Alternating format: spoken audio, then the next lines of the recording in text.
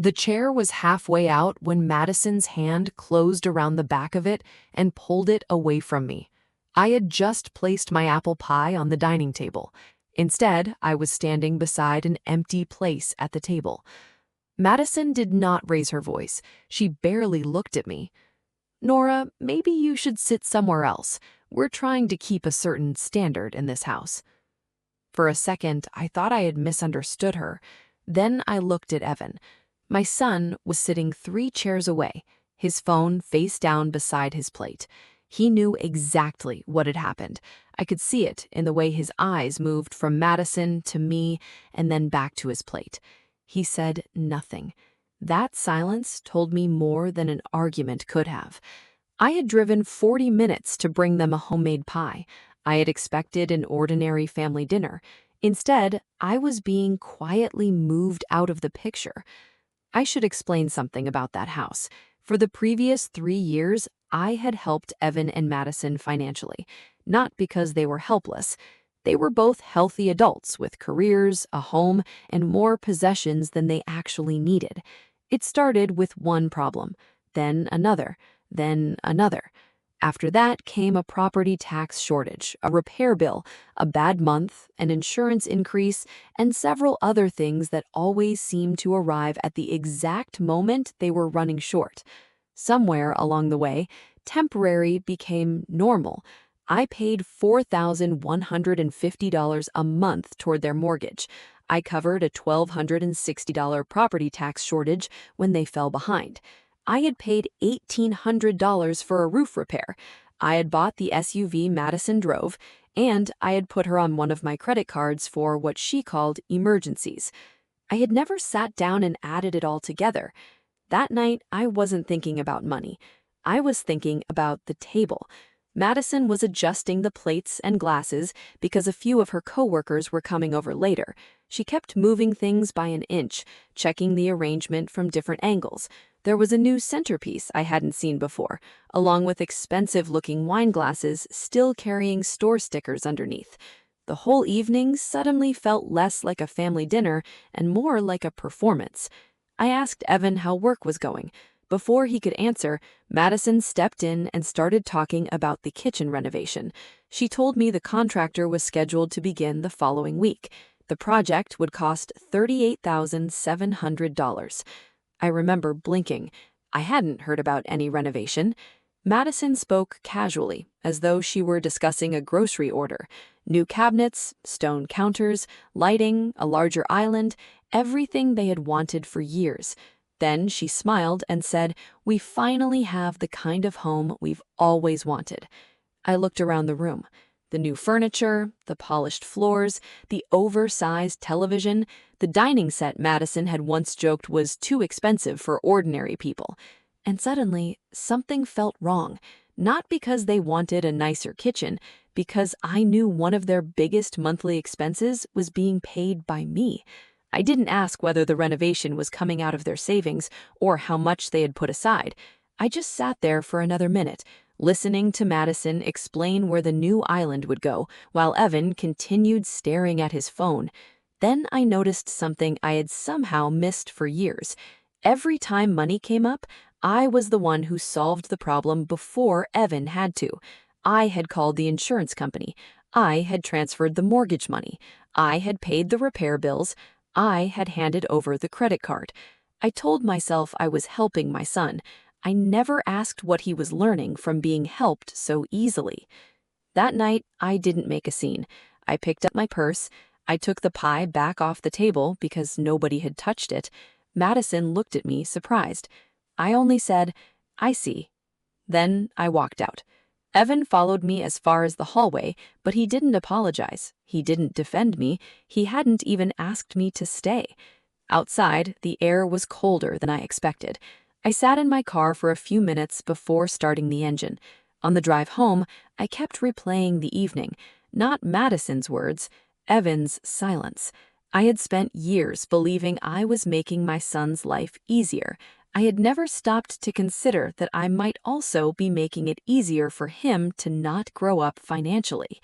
When I got home, I opened my laptop. I pulled up the mortgage transfers, then the credit card statements. Then the insurance payments. I started writing numbers on a legal pad. $4,150 every month, $1,260 for the property tax shortage, $1,800 for the roof, the SUV, the credit card. For the first time, I wasn't wondering what I had done wrong. I was wondering how much of their life I had been quietly paying for. 3 years earlier, the problem looked nothing like the dinner I had just walked away from. At the time, Evan called me on a Tuesday morning. His landscaping company had lost one of its biggest commercial contracts, and he had already spent too much money expanding the business. Equipment payments were coming due, payroll was tight, and the mortgage on his house was only a few weeks from falling behind. He didn't ask me to take care of everything. That was part of why I said yes. He told me he needed 6 months. I remember the exact number he gave me, $2,850 a month toward the mortgage. "Mom, I don't need you to support us. I just need 6 months." I believed him. Evan was not lazy. He was up before sunrise most mornings. He worked outside in heat and rain. He still took small landscaping jobs while trying to rebuild the commercial side of the company.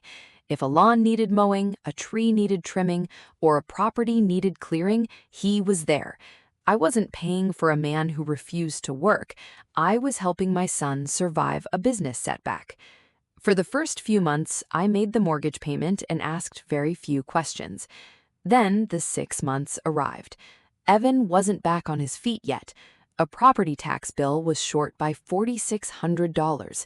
One of his work trucks needed $3,200 in repairs. His insurance premium had increased.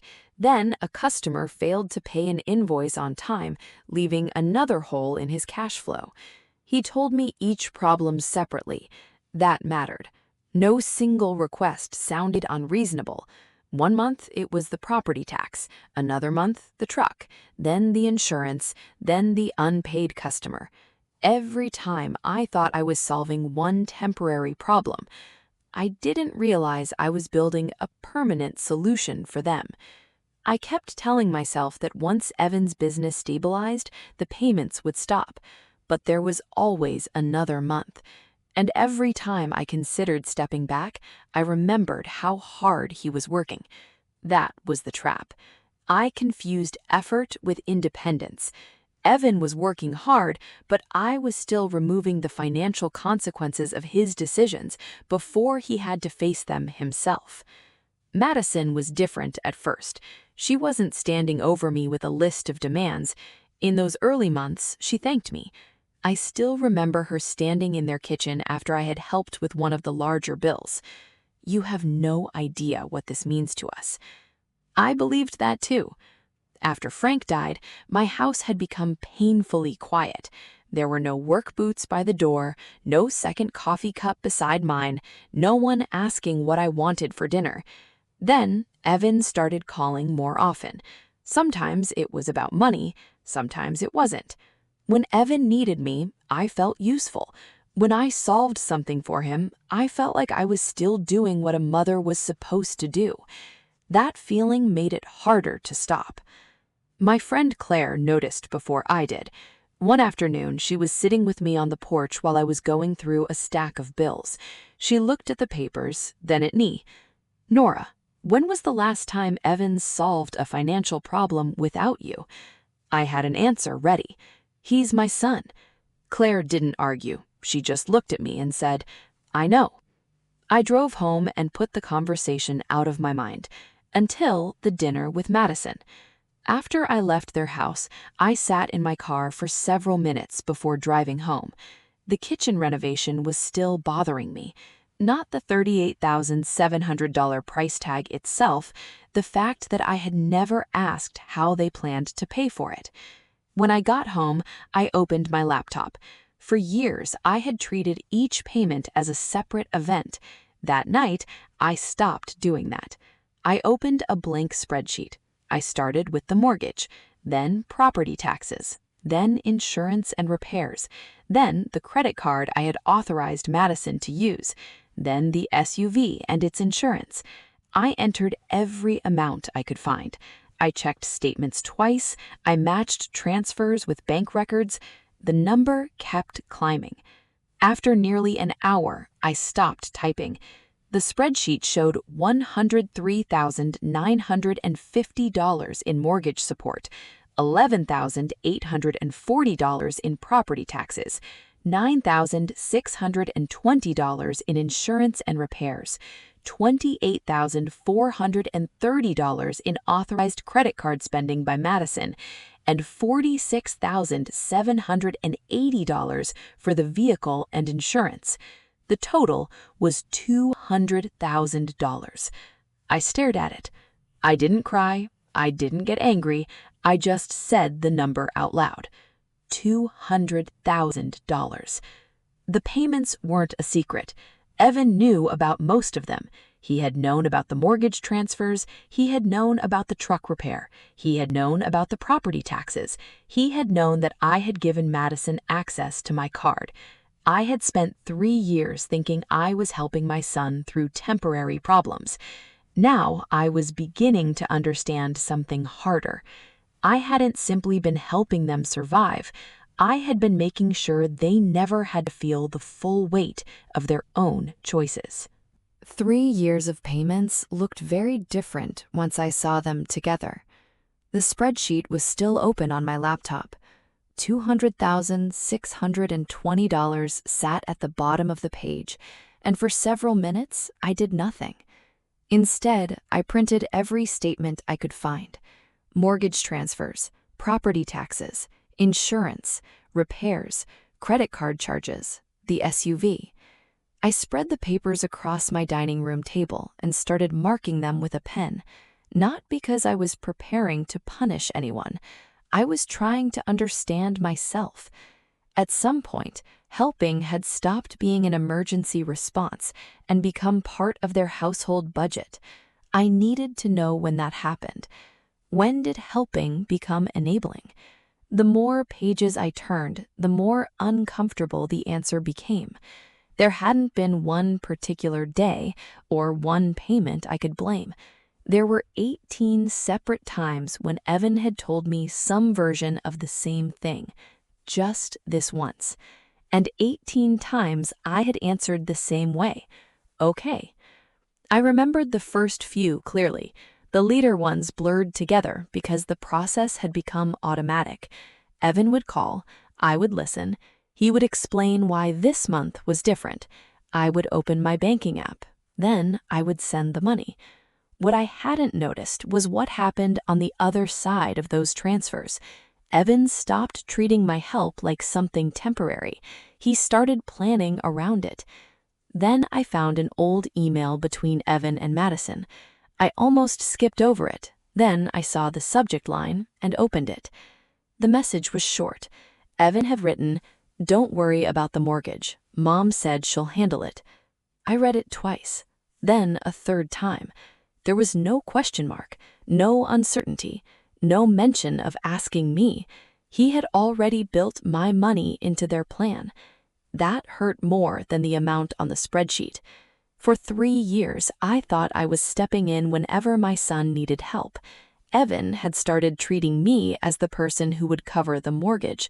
Those were two very different things. One was a mother helping her adult child. The other was an adult child arranging his life around his mother's rescue. I looked at the papers again. I wanted to be angry with Evan. Instead, I remembered Frank. My husband had been the practical one in our family. He kept track of the bills, checked the tires, planned our vacations, and somehow always knew when something needed fixing before it became a crisis. After he died, my house became painfully quiet. There were no work boots by the door, no second coffee cup beside mine, no one asking what I wanted for dinner. I never said this out loud, but when Evan was struggling, helping him gave me something to do. It gave me a reason to call, a reason for him to call me back, a reason to believe that even without Frank, I still had a place in my son's life. I remembered one conversation after Frank's funeral. Evan had been worried about his business, and I had told him that his father would have wanted me to make sure he was okay. Evan hadn't argued. Years later, that silence sounded different. I had taken something meant to honor Frank and turned it into permission to keep rescuing our son. That was the part I didn't want to admit. Evan made choices, Madison made choices, but I had made choices too. I had made it easy for them to avoid consequences. That afternoon, I called Claire. I told her what I had found. I didn't expect sympathy, and she didn't give me one. She listened while I explained the numbers, the email, and the 18 times I said yes. Then she asked one question. Do you want to help him, or do you want to keep rescuing him? I couldn't answer. After the call, I started thinking about Madison too. Until that night, I had mostly seen her as the woman who wanted more than she needed. The bigger house, the nicer car, the renovated kitchen, the dinners that looked perfect from across the room. But I remembered things she had told me years earlier. Madison had grown up in a family where appearances mattered. Her mother had taught her that people made judgments before they knew the truth. People decide your value before you speak. Madison took that lesson seriously. I could see it in the way she dressed, photographed their home, talked about Evan's business, and measured success by what others could see.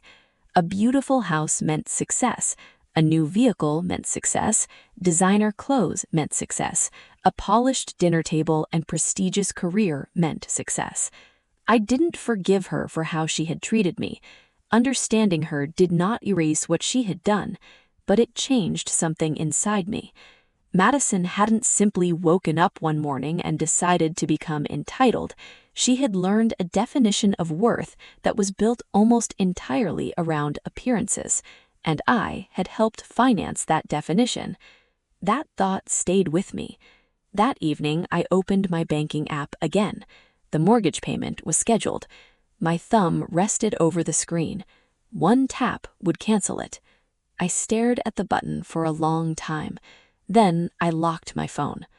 Tomorrow. I wasn't ready yet, but I knew I had to be.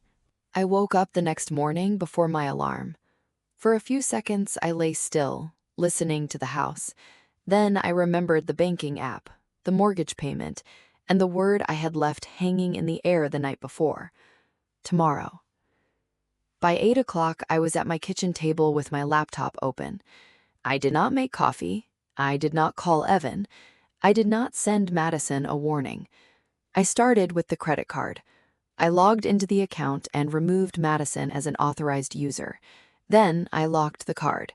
I checked the recent transactions one by one, not because I was trying to build a case against her, but because I needed to know exactly what I was still responsible for. Next came the mortgage.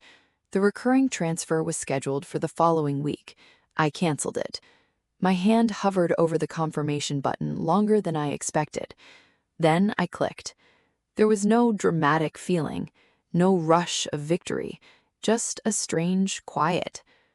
I moved to the other accounts connected to Evan. I removed his access where I had the authority to do so. I changed my passwords. I updated my security questions. I made sure my banking information was no longer sitting inside a household that was not mine.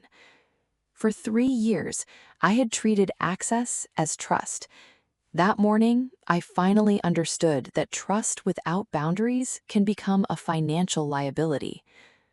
I called the insurance company next. I asked them to review every policy connected to the vehicle I had purchased and confirm exactly what I was still responsible for. Then I checked the vehicle title. My name was still on the paperwork. That mattered. I wasn't trying to take anything away from Evan and Madison. I was making sure I understood what belonged to whom before another decision was made for me. Then I called the contractor handling the kitchen renovation. His name was Marcus. He answered quickly. He already had the project on his schedule. We're scheduled to start Monday. I looked at the renovation estimate beside my laptop. $38,700. I had stared at that number the night before. Now I knew I had to say something. Don't start. I won't be paying for it. There was a pause. Marcus sounded confused, not angry. I explained that I was not authorizing payment for the renovation and asked him to confirm payment directly with Evan and Madison before any work began. He agreed. I ended the call and sat there for a moment. That was the first time I had said no without attaching an apology to it. I didn't feel powerful. I felt responsible. There is a difference. I had spent years believing that saying no meant abandoning my family. That morning, I started to understand that sometimes saying no is the only way to stop pretending everything is sustainable. Madison called before noon. She didn't ask how I was. She didn't ask whether I was okay after the dinner. Her first concern was the contractor. The contractor says you backed out. I did. There was silence. Then she reminded me that I had agreed to help. I told her I had agreed to help with emergencies. I had never agreed to finance a renovation. She stopped talking. For once, neither of us filled the silence. Then she mentioned something I hadn't known. They had already put down a deposit. I asked where the money had come from. With whose money? She didn't answer. That silence was enough. They had started spending money before they actually had the money to finish the project, and somewhere in that calculation, they had apparently expected me to become the missing piece. I didn't accuse her. I didn't need to. I simply ended the call. An hour later, Evan came to my house.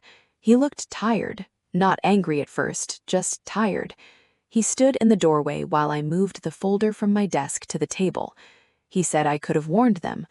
I reminded him that 3 years earlier I had agreed to 6 months. He didn't answer. I had heard his silence before at the dinner table, but this time I understood it differently. He wasn't shocked that I had changed my mind. He was shocked that I had stopped behaving predictably. I asked him to sit down. I didn't open the folder. Inside were the statements, payment records, credit card charges, vehicle documents, and the spreadsheet showing $206,620. I had prepared it because I wanted him to see the facts before either of us started arguing about feelings. I pushed the folder towards him. Then I told him something I had needed to understand myself before I could say it to him. You don't owe me every dollar, but you do owe yourself the truth. He looked at the folder. I watched his hand rest on the cover. For the first time in 3 years, the next move was not mine. I spent the rest of that week learning something I should have checked 3 years earlier. Who actually owned the SUV sitting in Evan and Madison's driveway? I pulled out the title again. My name was there. Not Evan's, not Madison's. Mine.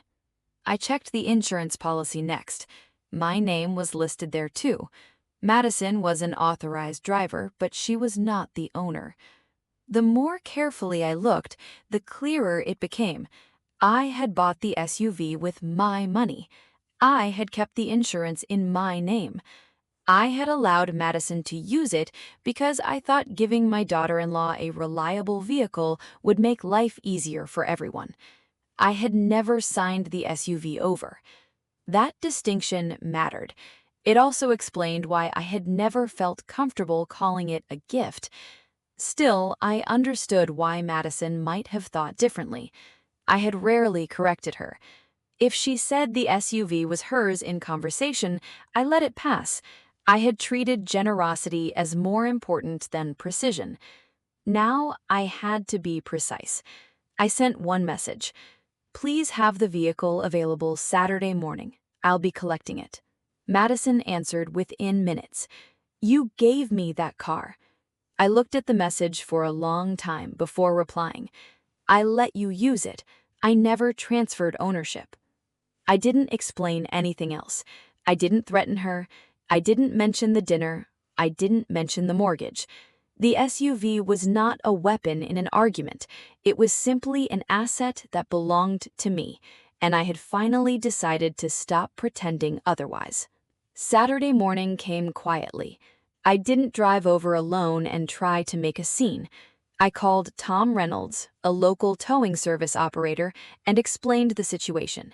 I gave him the documentation showing the title and insurance were in my name. He told me what he needed. I provided it. There was nothing secret about what I was doing. When we arrived at the house, the SUV was parked in the driveway. Madison came outside almost immediately. I stayed near the curb while Tom handled the vehicle. I didn't go inside the house. I didn't touch anything that wasn't mine. Madison took out her phone and started recording. She was angry, but she wasn't screaming. She kept the camera pointed toward me as though she wanted the moment documented. "You are humiliating me." I could have argued. I could have reminded her about the dining table, the chair, the kitchen renovation, and every payment I had made. Instead, I told her the only thing that mattered. "I'm not taking something from you. I'm taking back something that was mine." Tom finished securing the SUV. Then he drove away. That was it. No police, no shouting match, no dramatic confrontation in the street. Just a vehicle leaving a driveway. But I knew the video would not end there. Before I even reached home, my phone rang. It was Evan. He sounded exhausted. He told me Madison felt humiliated in front of the neighbors. I listened. Then I asked him one question. "Evan, do you know whose name is on the title?" There was a pause. I waited. Then he answered, "Yours?" "No." His silence was immediate. I didn't need him to explain the paperwork. I already knew. What I didn't know was why he had allowed this misunderstanding to continue. Finally, he admitted that he had always known the SUV was legally mine. That surprised me less than it should have. What hurt was what came next. He said he had never corrected Madison because correcting her would have started another fight. I sat at my kitchen table after the call ended and looked at the empty space where my keys usually sat. For years, I had thought Evan was protecting his marriage. Maybe he was, but I was beginning to see the cost. He hadn't only avoided an argument with Madison, he had allowed an untruth to become part of their everyday life because telling the truth felt harder. The SUV was only one example. The mortgage had been another. The credit card was another. My money had kept covering the gaps, and Evan had kept avoiding the conversations that might have forced those gaps into the open. That realization changed the way I looked at the SUV. Taking it back had not been the victory. The important part was what Evan had finally admitted. He knew. He had always known. And when the truth became inconvenient, he chose silence. I thought about how often I had done the same thing with Evan. Not with Madison, but with Evan. I had seen the warning signs and told myself there was no reason to make things harder.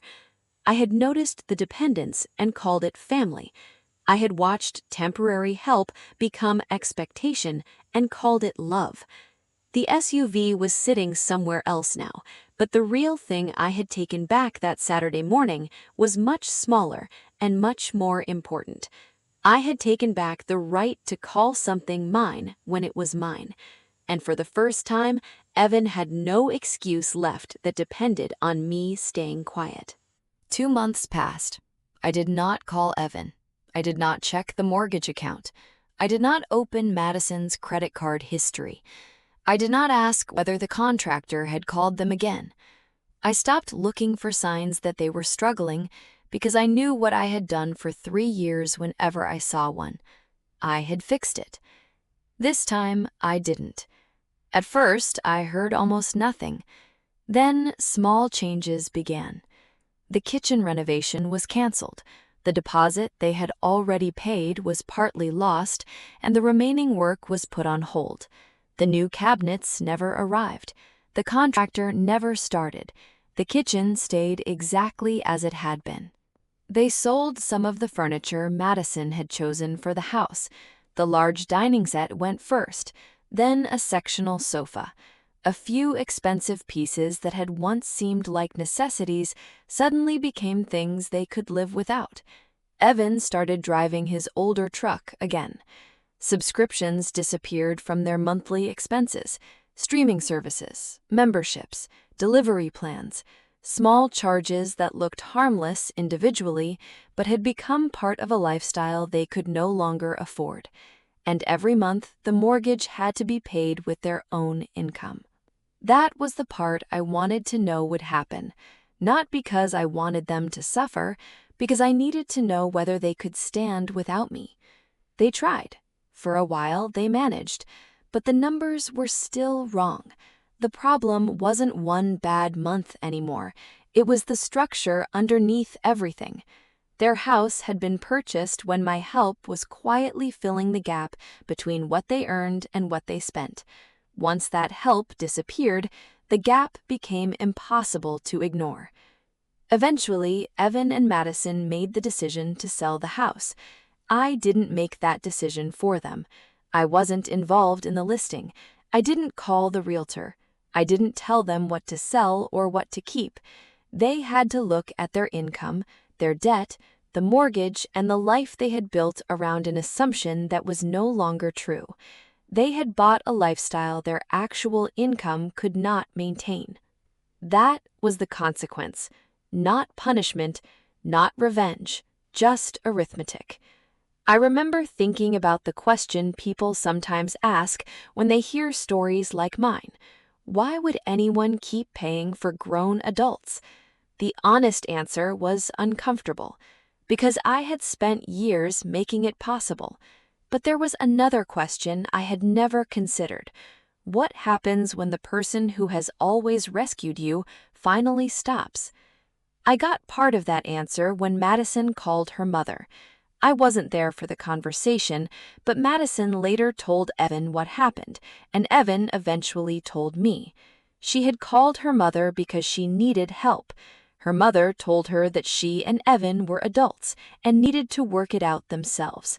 That sentence stayed with me, not because Madison's mother was cruel, because she had drawn a boundary that I had never drawn. She loved her daughter without taking responsibility for her daughter's bills. For the first time, Madison had to stand on the same side of adulthood as everyone else. A few days later, Evan came to my house. He wasn't carrying a stack of bills. He wasn't asking me to reopen the credit card. He wasn't asking me to reconsider the mortgage. He had a folder in his hand. We sat at my kitchen table, the same table where I had once counted $260,000 in payments. He told me they had sold the house. I asked if he was okay. He said he wasn't really. I didn't know what to say. Then I asked the question I had been afraid to ask for 3 years. Do you want money? He shook his head. He wanted to know how to fix this. That answer mattered to me more than any apology could have. I opened the folder. Inside were their current income figures, debts, monthly expenses, and the proceeds from the house sale. For the first time, Evan was looking at his own financial life without assuming I would fill the gap. I told him I could sit with him while he made a budget. I could help him understand the numbers. I could teach him how to plan for repairs, taxes, insurance, and unexpected expenses, but I would not pay the bills. He looked at me for a long moment and asked if I really wouldn't pay. I told him no. He nodded and accepted it without another argument. That was enough. It was a small moment, but I knew the difference between the old Evan and the man sitting across from me. The old Evan had needed me to solve the problem. This time, he was asking me to help him learn how to solve it himself. I was still his mother. I had not stopped loving him, and I had not stopped caring what happened to his family. What changed was the meaning of help. I could stand beside him without standing in front of every consequence. And for the first time, helping didn't mean rescuing. 6 months after Evan came to my kitchen table with a folder and asked me to help him learn how to fix his finances, we had developed a routine. We sat at the same kitchen table where I had once calculated how much of his life I had been paying for. This time, there were no overdue notices spread across the surface. There was a calculator, a notebook, and a list of ordinary expenses: rent, utilities, groceries, insurance, debt payments, savings. I watched him enter the numbers himself. I didn't reach for my checkbook. I didn't offer to cover the shortfall when the first version of the budget didn't balance. Instead, we went through it again. He reduced what could be reduced. He separated needs from wants. He built a small emergency fund before planning anything else. He started tracking expenses that had once disappeared into automatic payments. After an hour, he leaned back and stared at the page. I never actually knew what we were spending. I looked at the calculator between us, because I was always there before the numbers reached you. That sentence stayed with both of us. I had spent years thinking that making my son's life easier was the same as making him become secure. It wasn't.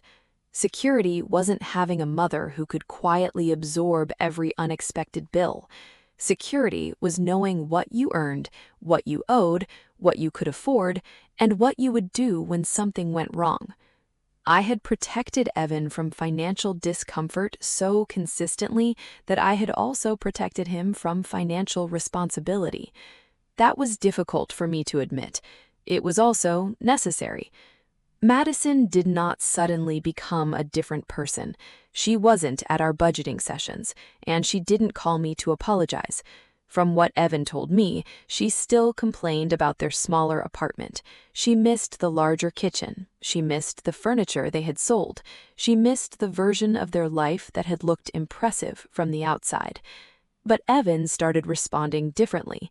He stopped explaining my boundaries to her as though they were temporary. He stopped asking me to fix the tension between them. And one evening, Madison apparently reminded him that I had money and should help. I wasn't there.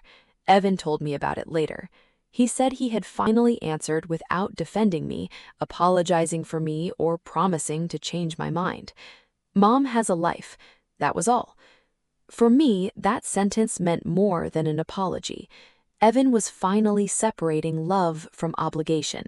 He was beginning to understand that having a mother with savings did not make those savings part of their household income. That change showed up in small ways first.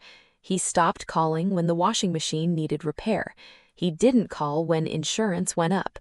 When something unexpected happened, he started looking at the budget before looking for me. 6 months after the house was sold, he had paid down part of their debt. He had built an emergency fund. He had bought an older used vehicle with his own money. It wasn't impressive. That was exactly why I was proud of him. There was no polished driveway, no expensive upgrade, no new payment designed to make life look better than it was, just a used vehicle that he could afford. I noticed another change too. Evan started calling me for reasons that had nothing to do with money. He would ask how my week had been. He would tell me about a job he was considering. Sometimes he called simply because he wanted to talk. By the time my birthday came around, I no longer expected anything from him. That morning, Evan showed up at my door carrying a small box. He didn't arrive with flowers or an expensive gift. He didn't talk about how much it cost. He handed me the box. Inside was Frank's old watch. I hadn't seen it in years. The strap had been replaced, the scratched crystal had been repaired, and the watch was working again. Evan had found it among his things and paid to have it restored himself. I held it in my hand for a long time. Then he explained why he had done it. "You always paid for everything. I wanted to fix something for you." That was the moment I understood. He wasn't giving me money because he owed me. He wasn't trying to repay $200,620. He had simply noticed something that mattered to me and used his own time and money to care for it. For years, I had measured love by what I could provide. Now, my son was teaching me another measure. Sometimes love was letting someone carry their own weight. Sometimes love was refusing to carry it for them. And sometimes, after all the bills were paid and all the boundaries were finally in place, love was simply sitting across from your grown child and realizing that you could still be his mother without being his financial safety net. A year after that dinner, my house was smaller. It was also quieter.